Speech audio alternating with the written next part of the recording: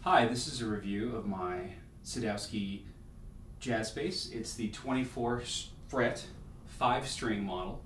I had this particular bass made with the 2 Sadowsky Hum canceling pickups and an ebony fingerboard, an alder body. I'm going to play a little bit for you and I'll tell you a little more about it. What you were just hearing there was basically a little bass boost and a little tone knob rolled off. And I'll put it back on basically flat with the preamp on so you can hear what that sounds like. Kind of right out the gate, just really flat.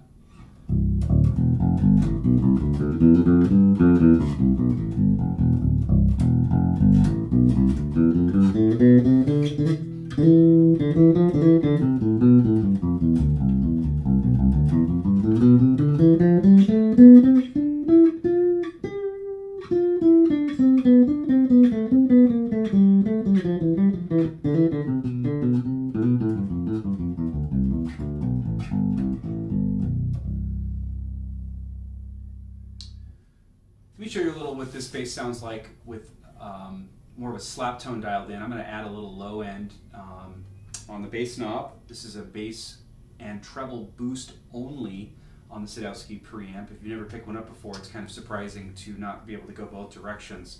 But it does work really well because I think Roger's thinking, and I have to agree, is that most of the time you're using an active preamp, you're probably not going to be using it to cut frequencies. If you want to lose something, it's probably going to be high end, and you can do that with the vintage tone control, which works just like a classic tone knob. I find it very musical. So anyway, here's a little slap sound.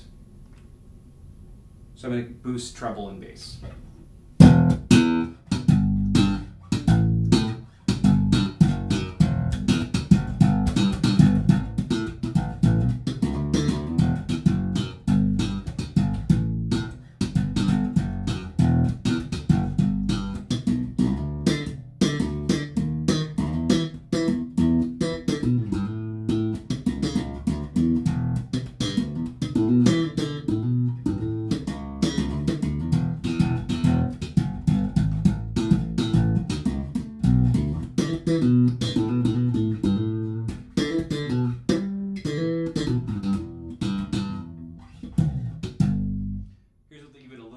Bass and treble boosted.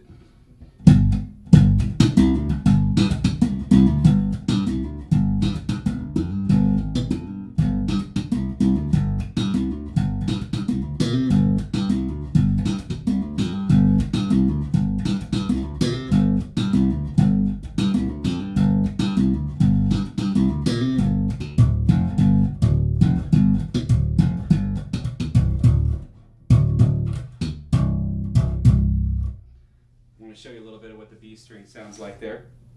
Let me demo the bass with a couple of different pickup options here. Let's go to the rear pickup and hear the bridge sound, give you that kind of classic Jaco Pastorius burp.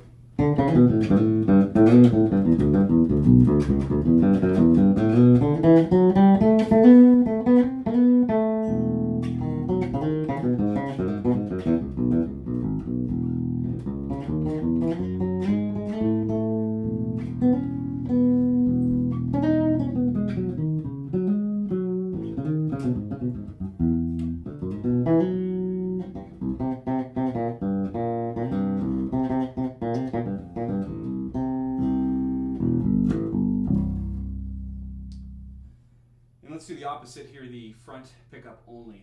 Give you kind of something closer to P bass sound, although it's really the front pickup on a jazz bass sounds different, but it's a little darker.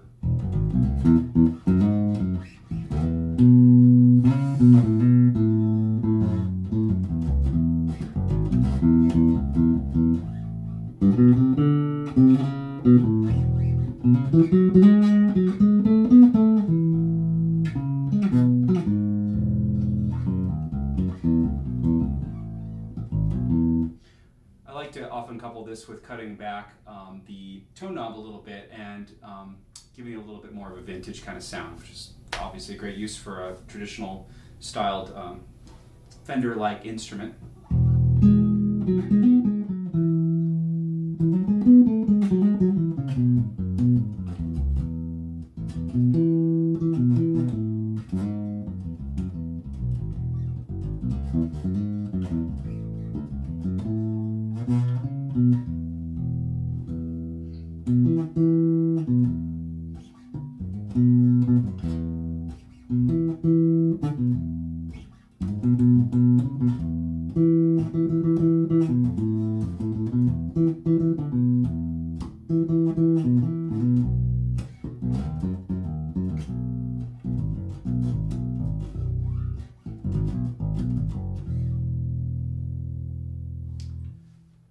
Another feature of this bass to get a slightly different tone is you can actually turn the preamp off by pulling out on the tone knob.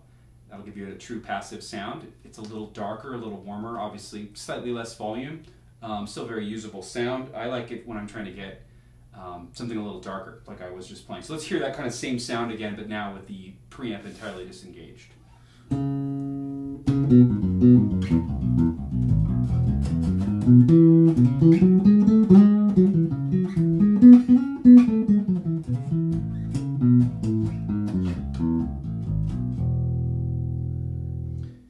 You can hear just a little less high end in there as a result of going to passive mode. These are the Sadowsky Hum canceling pickups. They're not true single coil pickups, so they've got, to me, a very open sound still. You know, not like what I would think of as a humbucker by any means, but they're not quite as open sounding if you've ever played the true single coil pickups that they also Sadowsky also offers. This bass, having an ebony fingerboard and an alder body, is got a kind of a unique tonal characteristic for a jazz-like instrument. The ebony's obviously in another kind of in a more modern direction. It's got a little more high end. It's got a brighter, more clear, quick response, kind of a bell-like tone. You hear it especially here with more of a flat setting. If you put it next to one with a rosewood board or a maple board, you can hear it's a difference. And the alder takes a little of the edge off of it though, because it does have kind of a warmer tone body wood. This has got a really fabulous quilted maple top. This is, I think, near the upper end of what they do.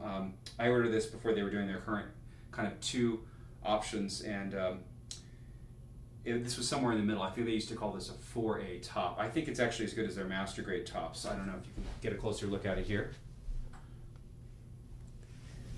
It's pretty fantastic. I've got a lot of compliments on this bass over the years just for the looks. And this has got the great caramel burst finish. A couple other quick notes. I did modify a few things up here on the bass. One is that my luthier here in town and I were experimenting with what would happen if we removed part of the frets up here to see if it would leave a little more room for slapping. It's a little tight because of having the pickup in the traditional place rather than doing the Sadowsky humbuckers, which is usually what happens on these basses. And so we took part of this fret off up here, if you're wondering what's going on there. Gives you a little more room to slap without hitting a fret right down at the E string. That was kind of fun. We also curved the end of the fingerboard off to give a little more room to pop. So that's helped improve some of the playability on a 24 fret bass where you have a pretty closely spaced bridge pickup. It's also super light. This is one of their chambered models, and because I think it's actually their smallest body style, it's right around in the 8¼ pound range.